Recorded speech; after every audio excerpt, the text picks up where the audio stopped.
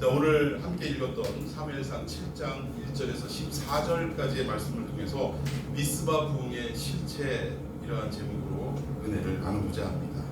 자, 우리가 지금 주일 낮에 사무엘상 강해가 이 새해와 함께 시작이 되었는데 지난 시간을 잠깐 우리가 리마인드를 해보면 이렇습니다. 전쟁이 블레셋과 발발하게 되었는데 패배를 했어요. 결국 이 패배의 원인이 무엇일까를 생각해 보니까 뭐였냐? 아하, 실로에 하나님의 인재의 상징인 법궤가 있는데 언제나 이 법궤를 앞세우고 나갔을 때는 우리가 승승장구했는데 전쟁터에 이거를 빼놓고 갔더라 이거예요. 그래서 이스라엘 사람들이 엉뚱하게도 하나님의 구름기둥이 광야에 있을 때 구름기둥이 뜨면 그제서야 법궤를 꾸려가지고 움직일 수 있고 그 외에는 고정되어야 하는데 그럼에도 불구하고 전쟁에 이기고 싶은 그 마음 하나 때문에 자기들 마음대로 법궤를 전쟁터로 끌고 갔다라는 거예요. 가지고 갔다라는 거예요. 근데 두 번째 전투에서 어떻게 됩니까? 앞선 전투에서는 4,000명이 죽었는데 두 번째 전투에서는 완전히 대패함으로 몇 명이 죽었어요? 3만 명이 죽었어요. 3만 명. 그래서 3만 4천 명 엄청난 패배를 하고 심지어는 하나님의 인재의 상징인 언약궤 그 법궤를 블레셋에 빼앗겨버리고 맙니다. 이스라엘의 불순종으로 인해서 잘못된 신앙관으로 인해서 하나님의 상징인 이 법궤를 블레셋에게 빼앗기고 말았는데 하나님은 그 블레셋 땅에 법궤 홀로 단신이 가서 어떤 일들이 있었느냐. 블레셋 사람들은 이제 신과의 전투에서 우리 신이 이겼다라고 얼마나 기뻐했겠어요. 그리고 이스라엘 사람들의 그 신이 우리의 신의 하수인이 되어서 오히려 그 이스라엘 사람들에게 내렸던 복을 우리에게 줄 것이다 생각하고 신전에다 모셔놨는데 심지어 어떻게 됐습니까? 다곤 신이 신상이 엎드려서 두 번째 엎드렸을 때는 목이 끊기고 손목이 끊기는 그리고 마치 법궤 앞에 절하는 형상으로 와르르 무너져 있는 이런 모습을 보게 됩니다. 너무 겁이 나서 다른 지역으로 옮기게 되지만 가는 곳마다 어떻게 돼요? 전염병이 들더라고요. 전염병이 들고 사람들이 죽어나가고 그 각종 그 독종 오늘날로 얘기하면 어떤 피부병, 종기 같은 걸 말하는 것 같아요. 이런 것들 때문에 온 지역 사람들이 살 수가 없는 그래서 하나님을 두려워하는 이런 결론을 결국은 도출하게 됩니다. 이스라엘 사람들이 이 법궤가 두려워서 결국 어떡하냐? 지난주에 드린 말씀입니다만 이 법궤가 들판에 7달 동안 방치되게 그렇게 되었다는 거예요. 하나님의 놀라우신 임재의 상징인 법궤가 이방 사람들에 의해서 오고 가는 사람 없는 황량한 벌판에 그냥 방치되어 버렸다는 것입니다. 그러다 결국 전나는 소 2마리에 의해서 벳세메스로 이 법궤가 다시 돌아오게 되는데 이 벳세메스 사람들은 더 기가 막힌 거예요. 이 벳세메스로 간 이유 중에 하나가 뭐라고 그랬어요? 벳세메스에 누가 살더라? 법궤를 관리하고 과거 광야에서 법궤를 운반하는 책임을 맡았던 고핫 자손들이 그곳에 살았다는 거예요. 그래서 그곳으로 법궤를 옮기게 되었는데 이 고핫 자손들의 신앙 상태가 제사장들임에도 불구하고 신앙 상태가 어땠느냐? 여러분 제사를 무엇으로 드렸냐? 법궤를 끌고 온 전나는 소 2마리로 제물로 드렸다.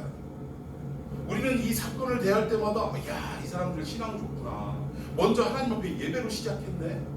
이렇게 생각하는 경우가 많을 겁니다.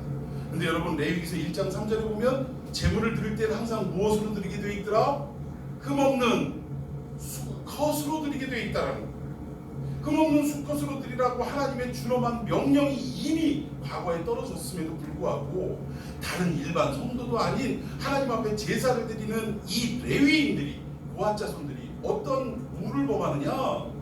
전나는 소니까 수컷이겠어요? 암컷이겠어요? 암컷이죠 당연히. 이 암컷을 아무 생각 없이 하나님 앞에 제물로 올려드리더라는 것이에요. 그만큼 이스라엘의 상태가 신앙적 영적 상태가 어때요? 하나님을 두려워하지 않고 자기들의 세상적 가치관 또는 우상숭배적인 가치관에 따라서 자기 편의주의대로 신앙생활을 하는 모습을 여지없이 보여주고 있는 모습이더라고요. 결국 어떻게 됩니까? 그것뿐만 아니라 제사도 엉뚱하게 드리고 심지어 법궤 안에 뭐가 있나 하고 꼼꼼히 들여다보다가 5만 70명이 그 자리에서 죽어버렸어요. 성경에서는 5만의 가로가 쳐져 있고 70명 이렇게 되어 있는데 그게 어떤 의미냐면 어떤 사본에는 5만 70명이라고 되어 있고 어떤 사본에는 70명으로 되어 있으니 5만 70명 어떻게 해석해도 상관없다 그런 의미예요. 뭐 사람이 몇 명이 죽은 게 뭐 이렇게 대단하겠습니까? 중요한 것은 하나님의 그 임재의 상징인 법궤를, 즉 하나님에 대한 우리의 어떤 그 대하는 가치관이 형편없는 수준으로 떨어졌다는 것을 지금 말하고 있는 거예요. 그래서 결국 어떻게 됩니까? 이 베스메스 사람들이 놀라 자빠져서 이 법궤를 어디로 옮겼더라? 오늘 본문 첫 절에 나오는 기럇 여아림이라는 지역으로 법궤를 옮겼다. 생각해 봅시다.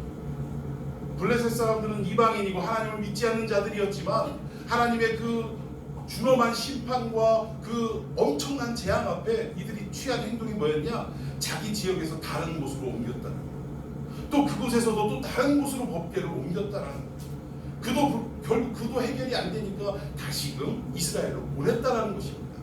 그런데 기쁨으로 이 법궤 빼앗긴 걸 아파하다가 기쁨으로 돌아오는 법궤를 보고 즐거워하던 이 베스메스 사람들이 엉뚱한 신앙관을 가지고 잘못 하나님을 대하는 바람에 큰 재앙이 임하니까 어디로 보내더라? 기럇 여아림. 블레셋과 다른 바가 뭐가 있습니까? 믿는 자나 안 믿는 자나 하나님에 대해서 이 법궤에 대해서 다른 바가 없더라는 거예요. 나에게 복을 주면 아멘하고 받아들이고 내가 어떤 실수로 인해서 나의 실수로 인해서 하나님이 재앙을 내리면 이거 나하고는 같이 있을 수 없는 것이다 하고 보내버리는 이러한 모습을 우리가 발견하게 되더라는 것입니다. 여러분 우리들 어떻습니까? 하나님에 대해서 하나님을 위해 내가 존재해야 함에도 불구하고 나에게 하나님 이런 거를 해주십시오 라고 요구하다가 그것을 들어주지 않거나 오히려 더 어려운 상황이 처해지게 되면 우리도 이 베스메스 사람처럼 법궤를 다른 곳으로 옮겨버리는 것처럼 하나님에 대한 생각이 절대적이지를 못하고 아이고 기도해봐도 별거 없네, 내가 예수 믿은 지가 지금 몇십 년인데 뭐 여태 뭐 들어주시는 것도 없고 이거 하나님 안 계신 건 아닌가? 라는 그런 어떤 삶의 태도로 변질되어지는 것은 아닙니다. 오늘 이 시대에 하나님을 하나님으로 여기지 못하고 살아가는 우리들에게 경종을 울리는 그러한 부분입니다. 자, 계속해서 말씀드리겠습니다. 이러한 가운데 기럇 여아림에 20년 동안 이게 방치됐어요. 그때 이스라엘 사람들이 어떠했느냐? 자, 2절 말씀 한번 보십시다. 2절에 이스라엘 온 족속이 여호와를 어떻게 했더라? 사모하니라 라고 되어 있습니다. 여기 이스라엘 온 족속이 여호와를 사모하니라 라고 했는데 사실은 사모하니라가 조금 우리나라 말로 번역하는데 조금 잘못된 번역이라고 말할 수 있어요. 오히려 사모하니라가 아니라 애통하니라, 이 번역이 더 맞는 번역입니다. 이건 뭐냐면 이스라엘 사람들이 그토록 빼앗겼던 법궤를 돌아오기를 기다리다가 마침내 돌아왔는데 베스메스 지역에 그러한 재앙이 내리고 기럇 여아림에 방치되어진 이러한 법궤의 상태를 보면서 마음속에 어떤 마음이 들었냐? 우리가 이래서는 안 되는데 이 법궤는 어디로 가야 되는 게 맞습니까? 다시금 어디로 가야 돼요?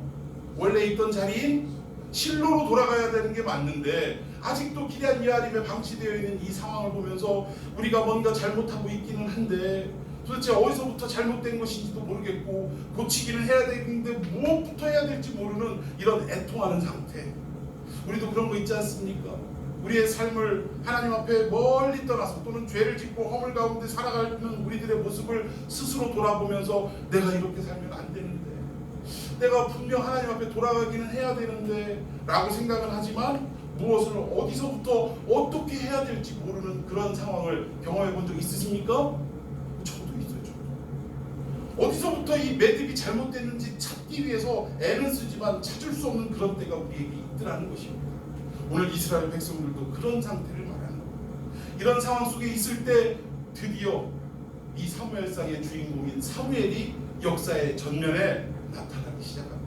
우리 성경 말씀 한번 보도록 합니다. 3절 말씀 시작. 사무엘이 이스라엘 온 족속에게 말하여 이르되 전심으로 여호와께 돌아오려거든 이방신들과 아스다롯을 너희 중에서 제거하고 너희 마음을 여호와께로 향하여 그만을 섬기라.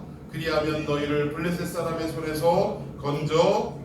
자, 여기 보니까 지금 이스라엘의 처한 상황이 마지막 부분에 너희를 블레셋 사람의 손에서 건져내라 내리라 라고 말씀하고 있는데, 건져낸다는 얘기는 지금도 이스라엘 백성들이 어디에 있냐? 블레셋 사람들의 영향력 하에 있다라는 것을 좀 전제하는 거예요. 아직도 블레셋의 그 강성함 앞에 이스라엘이 꼼짝 못하고 살아가더라는 거예요.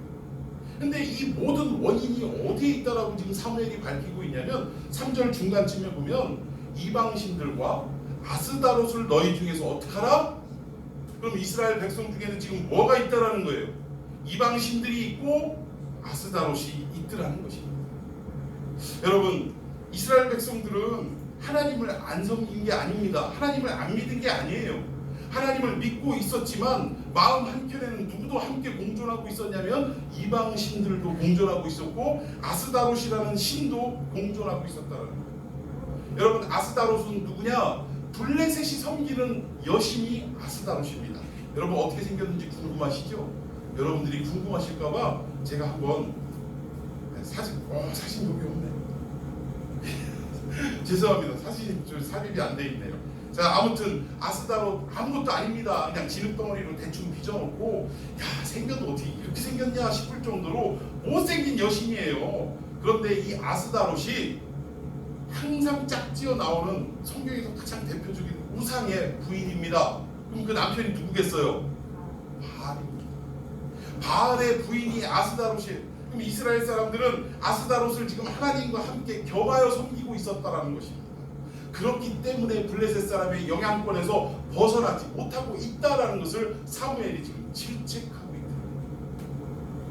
여러분, 이것이 과거에 진짜 신상을 만들어 놓고 섬기는 이것만을 말하는 것이냐? 아니라는 것입니다. 오늘 이 시대에 살아가는 우리들에게 과연 이 내용을 가지고 무엇을 하나님이 말씀하고 싶으신가? 여러분, 우리는 하나님을 믿는 사람인 줄로 믿으시기를 바랍니다. 여러분들은 그래서 뭐라고 일컬음을 받냐면 성도라고 일컬음을 받는 거예요. 그리고 그리스도인 이렇게 일컬음을 받고 있습니다. 그런데 우리가 살아가는 인생들을 가만히 점검해 보면 하나님 한 분만 우리 가운데 있어야 되는데 세상적인 가치관 또 다른 사람들이 따르고 추구하는 그러한 대세를 우리가 함께 동조하는 모습은 없습니까? 하나님의 방법으로 모든 것을 처리해야 되는데 오직 하나님 앞에 문제가 생기면 엎드려 기도하고 부르짖고 해결받기를 소원해야 하는데 우리 가운데 문제가 딱 터지면 우리는 뭐부터 합니까? 전화번호부터 뒤지지 않습니까? 이 일을 해결할 수 있는 적격자가 누군가를 찾지 않습니까? 내가 누구에게 도움을 청해야 할 것인지를 여러분들을 헤매어 돌아다니고 있지는 않습니까? 여러분, 이것이 무엇이냐? 오늘 본문이 말씀하고 있는 하나님 섬기지만 그러나 이것만으로는 부족하고 다른 나에게 풍요를 주고 나에게 이익을 줄 수 있는 다른 신도 함께 겸하여 섬기는 이스라엘의 모습과 우리의 모습이 다를 바가 없다라는 거예요. 오늘 아스다롯 신은 또 그의 남편 바알 신은 가나안 땅에서 어떤 신이냐면 풍요를 약속하는 신입니다. 생각해 보세요. 이스라엘의 전직이 뭐였습니까? 애굽에서 뭐 하던 사람들이었어요? 전직? 노예들이었어요. 노예들. 몇 년 동안을 400년 동안을 노예로 살던 사람들입니다. 그러면 이분들이 결국 광야에 40년을 거치다가 가나안 땅 약속의 땅에 드디어 들어왔는데 가나안 땅은 무엇을 해먹고 살아야 할 땅이에요? 농사를 짓고 살아야 할 땅입니다. 지금도 마찬가지예요. 가끔 보면 도시 생활에 찌들리고 막 신물이 나면 아우 난 시골 가가지고 농사나 짓고 살았으면 좋겠어 라고 말하는 참 철없는 사람들의 이야기를 가끔 듣습니다. 그런데 여러분, 농사가 만만합니까? 이게 참 어떤 분은 이렇게 얘기를 하시더라고요. 아유 그냥 깻잎 농사나 짓고 살지 뭐.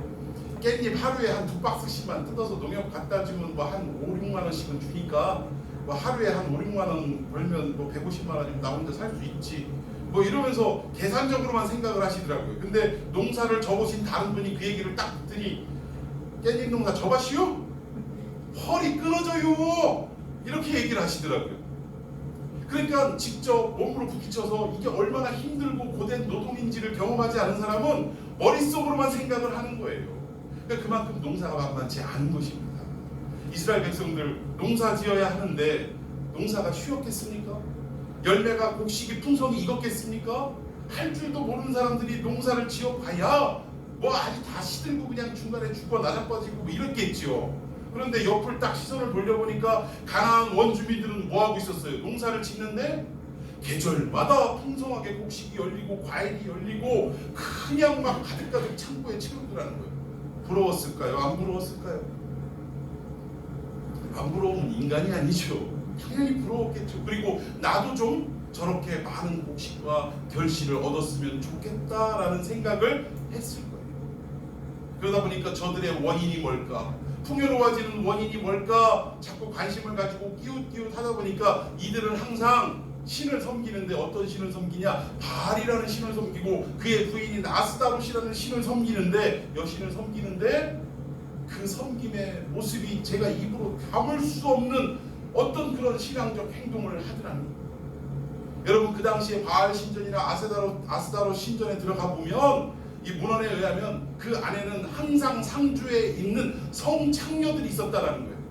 그럼 예배드리러 오는 사람들이 우리처럼 이렇게 찬송하고 말씀 보고 기도하고 뭐 이런 예배가 아니라 나름대로 어떤 예식에 의해서 예배는 드리지만 절정적인 예배의 순간에는 결국 어떤 일이 벌어지냐? 이 남녀들이 혼합하여 아주 그냥 교점을 벌이는 아주 입에 담을 수 없는 그런 행동으로 마무리가 되어지더라는 거예요. 여러분 감각적으로 얼마나 이것이 매력이 있는 겁니까? 우리야 여러분들이 하나님만 알고 오직 하나님만 섬기는 분들이니까 그까짓 것들이 유혹으로 오지도 않겠지만 믿음이 없는 사람이나 하나님을 알지 못하는 이런 사람들이 그 내용을 볼 때 얼마나 자극적이고 감각적이고 쾌락적이겠느냐. 이스라엘 백성들이 그런 매력에 빠져서 하나님도 섬기면서 그들도 풍요로워지고 싶어서 같이 섬기는 이러한 모습 속에 빠져 있었더라고요. 이러한 상황에 지금 사무엘이 뭐라고 말하고 있느냐? 너희들이 블레셋에서 이렇게 옥죄이고 얽매여 사는 이유가 뭐냐? 바로 그런 이방신들과 아스다롯을 너희들이 함께 겸하여 섬기기 때문이다 라고 일침을 가하고 있더라는 것입니다. 자, 우리 4절 이 말을 들은 이스라엘의 백성이 어떻게 반응했냐? 4절 시작. 이스라엘 자손이 바알들과 아스타롯을 제거하고 여호와만 섬기고. 할렐루야! 하나님을 향한 목마름과 애통함이 있던 이스라엘, 무엇을 어떻게 해야 할지는 알지 못했지만 마음속에 그 마음을 하나님이 허락하셨더라는 거예요. 이러던 가운데 결국 사무엘이라는 사람을 하나님께서 역사의 전면에 딱 등장시켜서 너희들이 블레셋에서 이렇게 지금 고통을 당하고 있는 이유가 너희 안에 아스다롯과 이방신들이 있기 때문이다. 이것을 다 버려라 라고 명령하고 선언했을 때 이스라엘 백성들이 어떻게 했다고요? 그 가치를 버리기가 쉬웠겠어요? 야, 이거 아스다롯 이거 붙들고 있으면 농사가 잘 되는데, 내가 돈 더 많이 벌 수 있는데, 내가 세상적인 가치로 뭔가 이익을 얻을 수 있는데 하나님이 버리라 라고 선지자를 통해서 명령한다고 여러분 쉽게 버리겠습니까? 그런데도 불구하고 이스라엘 백성들은 그 애통함과 목마름 속에 선지자의 이야기를 듣고 과감하게 어떻게 했다고요? 바알들과 아스다롯을 뭐 했다? 제거하고, 제거하는 것도 중요한데 그 다음이 더 중요해. 오직 뭐만? 여호와만 섬기니라. 할렐루야. 오늘 바라옵기는 세상에 많은 가치들이 있어. 우리가 흔히 얘기하는 사람들이 다 그렇게 살아가는 대세라는 것들이 있습니다. 그런데 여러분들은 세상의 가치나 대세에 휩쓸리지 않고 오직 하나님만 섬기고 그의 말씀 앞에 순종하며 살아가는 대의를 따르는 귀한 성도가 되기를 예수님의 이름으로 축원해 드리겠습니다. 결국 하나님의 말씀 앞에 이렇게 순종으로 반응한 이스라엘 백성들, 사무엘을 통하여 미스바로 집결을 시키게 됩니다. 이 미스바라는 뜻이 뭐냐면 망대 또는 파수꾼 이런 뜻이에요. 근데 가끔 우리가 가다 보면 뭐 두 사람씩 이렇게 짝지어서 다니다가 뭐 이렇게 잡지 같은 거를 이렇게 주는 사람들이 있어요. 그래서 이 잡지를 딱 보면 뭐라고 써 있어요? 파수대 뭐 이렇게 쓰여 있습니다. 누구들입니까? 여호와 증인들이에요. 하여튼 이 좋은 말들은 이 못된 것들이 다 갖다 차용을 해서 쓰니까 우리가 쓰기에는 뭔가 어색한 거지. 여러분 신천지 너무나 우리 귀에 거슬리는 말 아닙니까 지금? 그런데 신천지는 성경적인 말이에요. 계시록에 보면 결국 새하늘과 새 땅이 이루어질 것을 약속하는데 새하늘과 새 땅을 한문으로 표기하면 뭐예요? 신천신지 신천지입니다. 아니 못된 것들이 이걸 먼저 하나님의 약속을 먼저 그냥 확 차용해서 써버리니까 우리도 항상 마음속에 신천신지를 그리며 그 소망하며 살아가야 될 우리들인데 어느 순간에는 왜? 신천지? 멀리해 하고 함께 하나님의 약속도 우리 가운데서 멀어지는 역사가 있더라는 거예요. 참 언제 한번 중고등부 제가 그 부교육자로 있을 때 저 둔산동인가요? 거기 이마트 앞에서 한번 노방전도를 한번 한 적 있어요. 이렇게 악기들 가져가가지고 그 광장에서 이마트 광장에서 막 찬양을 하고 또 사람이 오고 가면서 듣든지 듣지 않든지 막 설교를 하고 그리고 아이들이 예배가 끝나면 막 그 전단지 준비한 거 그 굉장히 돈도 많이 들여서 아름답게 만든 전단지인데 그걸 일일이 다 막 이렇게 나눠주고 하는데 옆에 앉아있던 어느 노 부부가 계속 막 도끼 어린 눈빛으로 계속 째려보고 계시더라고요. 그래서 이분들이 예수님을 안 믿는 분들인가? 심지어는 우리 뒤쪽에 현수막으로 이 합동 마크가 그려져 있고 이게 교회 이름이 딱 써져 있고 중고등부 해가지고 이렇게 해서 하는데 아유 뭐 그걸 안 좋게 쳐다보고 계시더라고요. 그래서 아 이분들이 예수를 안 믿는 분이구나 라고 생각을 하고 이 두려움 반 떨림 반 가지고 이 전도지를 가지고 그분들에게 딱 전달을 해드렸더니 대뜸 나온 소리가 우리 교회 다녀요?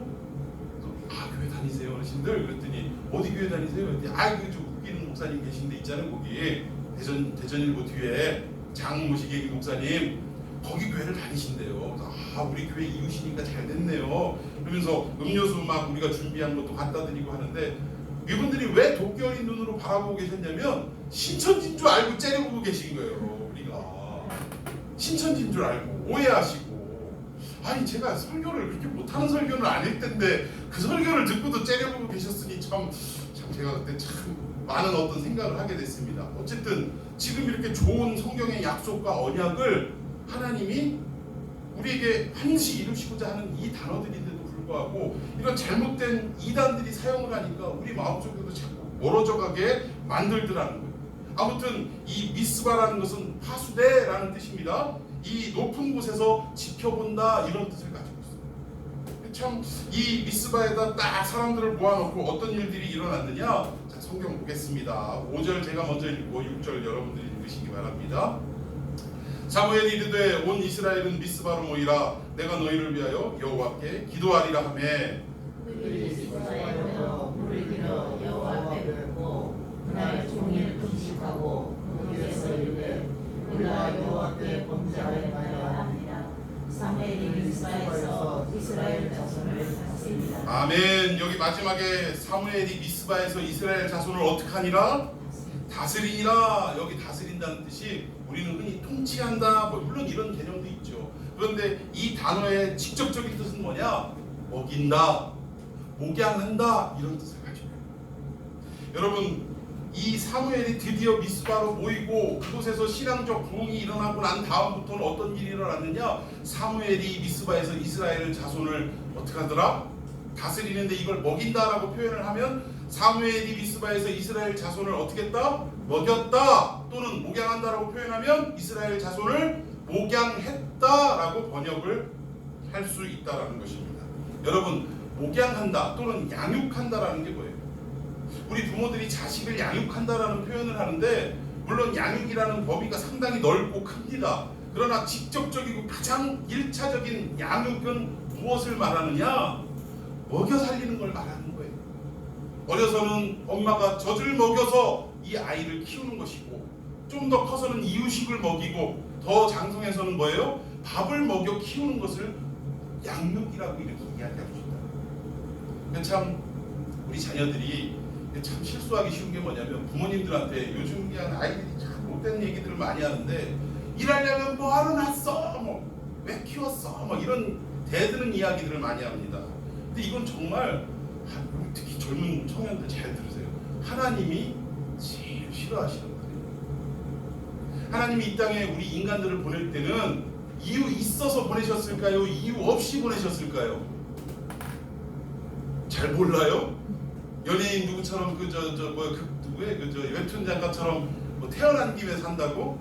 참 이게 무슨 하나님을 몰라도 너무 모르는 거예요. 태어난 김에 사는 게 아니라 하나님이 보내셨기 때문에 사는 것인 줄로 믿습니다. 그럼 그 얘기는 뭐냐면 하나님이 이유가 있어서 보내셨다라는 거예요. 그러면 그 일을 감당하기 위해서 우리의 육신의 부모님이 우리를 먹이시고 입히시고 기저귀도 갈고 요즘 참 저희 어머님이 지금 누워서 꼼짝을 못해서 이제 기저귀를 드디어 갈기 시작하는데 옛날 생각을 하게 되더라고요. 저보다도 저희 안식구가 더 고생이겠습니다만 그런 장면들을 볼 때마다 아하 어려서 이렇게 하셨었구나, 어려서 나를 이렇게 키우셨겠구나 라는 생각을 할 때마다 참 마음 한켠으로 짠한 마음이 빌려들더라고요. 아무튼 여러분들 목양했다라고 다스렸다라는 단어를 바꾸어 번역할 수 있더라는 것입니다. 그러니까 결국 뭐냐면 사무엘이 다스렸다라는 것은 무엇을 말하느냐? 이스라엘 백성들에게 말씀으로 먹이는 역사가 시작됐다라는 것입니다. 사랑하는 성도 여러분, 부흥의 직접적인 1차 원인은 어디에서 시작되냐? 사람들이 여기저기서 막 몰려들고 막 많아지고 이게 아니라는 거예요. 진짜 부흥은요, 어떤 프로그램을 만들어가지고 무슨 뭐 진돗개, 무슨 뭐 전도 방법 뭐 이런 거 해가지고 사람들을 모이게 하는 게 부흥이 아니라 가장 성경적이고 가장 하나님이 말씀하시는 부흥의 실체는 뭐냐? 첫 번째, 하나님의 말씀을 먹어야 부흥의 역사가 일어납니다. 믿습니까? 말씀을 먹지 않고 사람들이 모인 그곳은요, 제가 뭐 다 그렇다라고 말할 수 없지만 대부분 보면 어떤 프로그램에 의해서 확 뭉쳐진 교회들은 어느 순간인가 그 프로그램에 문제가 생기면 그냥 사라져버리더라고요. 와해돼버리더라고요. 그런데 말씀이 각 사람들에게 새겨지고 그 말씀을 통하여 하나님을 인식하기 시작하면 이건 나가라고 밀어도 나갈 수 없는 그런 형국이 되더라고요. 여러분, 저는 우리 창평한 교회가 비록 빈자리도 많고 몇 사람 모이지 않았지만 하나님의 말씀을 먹이는 진정한 부흥의 역사가 이 교회에서 시작되기를 기도하는 것입니다. 여러분들 말씀을 먹으셔야 되고, 또 여러분들이 먹었다면 장성에서 또 어떻게 해야 돼요? 누군가를 먹이는 목양의 역사가 여러분들을 통해서 번져지고 확산되어질 때 이 교회는 부흥이 일어날 줄 믿습니다. 그게 진짜 부흥이라는 거예요. 자, 우리 성경 보십시다. 이런 어떤 부흥의 역사가 일어나고 있는데, 금식하고 뭐 제단에다 물을 붓고 막 이런 역사가 있는데 어떤 일들이 발생했느냐? 자, 7절 제가 읽고 8절 여러분이 읽습니다. 이스라엘 자손이 미스바에 모였다 함을 블레셋 사람들이 듣고 그들의 방백들이 이스라엘을 치러 올라온지라. 이스라엘 자손들이 듣고 블레셋 사람들을 두려워하여 8절 이스라엘 자손이 사무엘에게 이르되 당신은 우리를 위하여 우리 하나님 여호와께 시험하고 부르시죠. 우리를 블레셋 사람들의 손에서 구원하시되 하소서 하니. 아멘. 무슨 일이 일어났습니까? 한참 예배드리고 부흥의 불길이 막 말씀을 먹음으로 막 타오르기 시작하는데 세상적으로 어떤 일이 발생했냐? 블레셋이 쳐들어왔다는 거예요. 지금 무방비 상태, 오늘로 얘기하면 예배드리고 막 은혜 받고 있는데 다른 어떤 외부 세력들이 쳐들어왔다는 것을 말합니다. 이건 뭐 어떻게 할 수가 없었겠죠. 기가 막힐 상황인데 이스라엘 백성들이 놀랍게 변화된 모습을 우리가 볼 수 있더라는 것입니다. 어떻게 바뀌었느냐? 예전에는 어떻게 했어요? 전쟁이 일어나니까 어떻게 했죠? 법궤를 가지고 요것만 가져가면 우리가 이길 수 있다라고, 이게 하나님의 임재의 상징을 그냥 사과개짝 같은 이런 형국으로 만들어버렸던 이스라엘 백성인데 지금 블레셋이 쳐들어왔을 때는 상황이 바뀌었더라는 것입니다. 어떻게 바뀌었죠? 자, 10절 읽어봅시다. 시작. 사무엘이 번제를 드릴 때에 블레셋 사람이 이스라엘과 싸우려고 가까이 오매 여호와께서 블레셋 사람에게 큰 우레를 발하여 그들을 어지럽게 하시니 그들이 이스라엘 앞에 패한지라. 자, 우리 그 앞절 9절 누가 좀 읽어주시겠어요? 9절 한번 읽어보십니다. 그냥 같이 읽읍시다. 시작. 사무엘이 잡은 어린 양 하나를 가져다가 온전한 번제를 여호와께 드리고 이스라엘을 위하여 여호와께 부르시매 여호와께서 응답하셨더라. 아멘. 사무엘이 블레셋이 쳐들어온 것을 보고 제사를 드리고 하나님 앞에 부르짖었더니 어떤 역사가 일어났더냐? 하나님께서 친히 움직이고 역사하는 이런 기적의 일들이 나타났다는 거예요. 10절에 보니까 어땠어요? 이스라엘 백성들 나가서 싸웠습니까? 병사들을 일으켜서 싸웠습니까? 안 했다라는 거예요.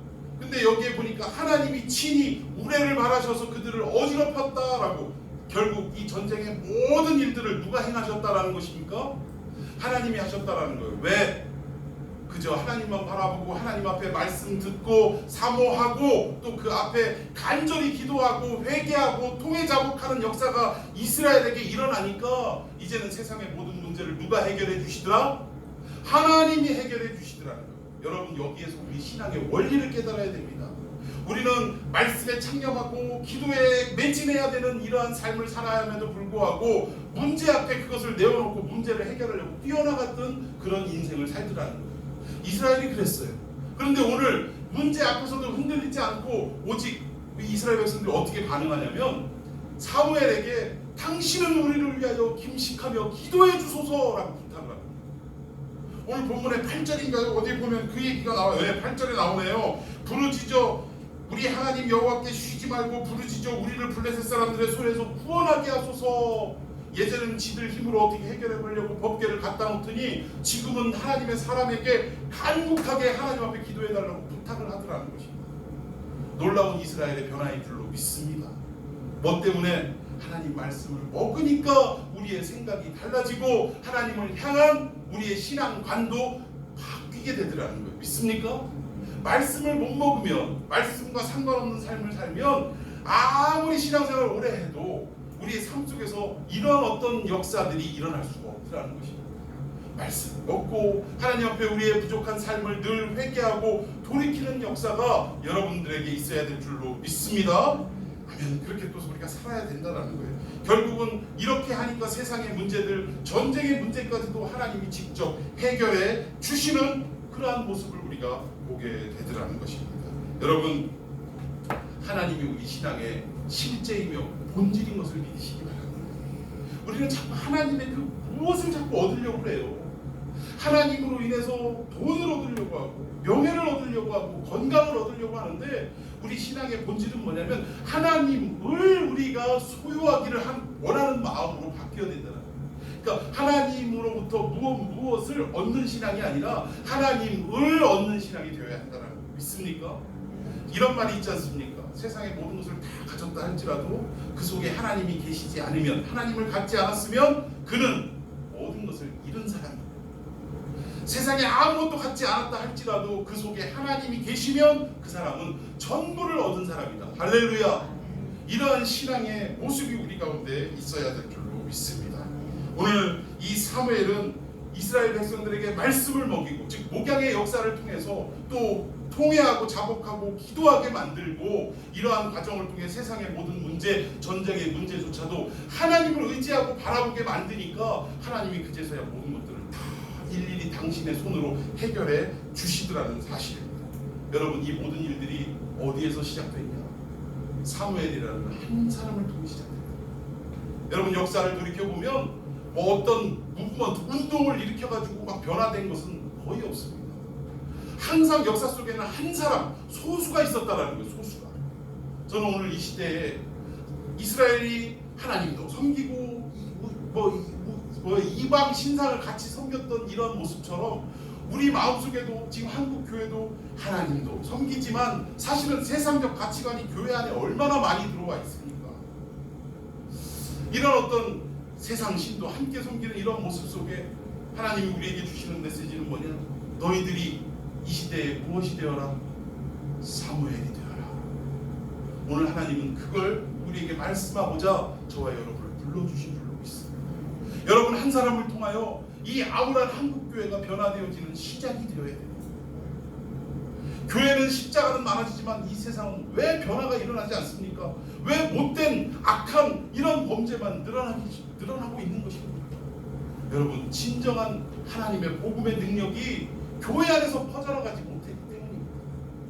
여러분, 하나님의 말씀으로 또 진정 먹음으로 양육되어지는 역사를 통해 또 우리가 하나님 앞에 그렇게 살지 못함을 통회하고 자복하고 그렇게 하나님 앞에 나아가기 시작하면 하나님은 우리의 모든 삶의 문제, 신앙적인 문제, 가정의 문제, 또 내가 먹고 살아야 할 그 세상적인 문제까지도 하나님이 직접 행하여 주시고 해결해 주실 줄로 믿습니다.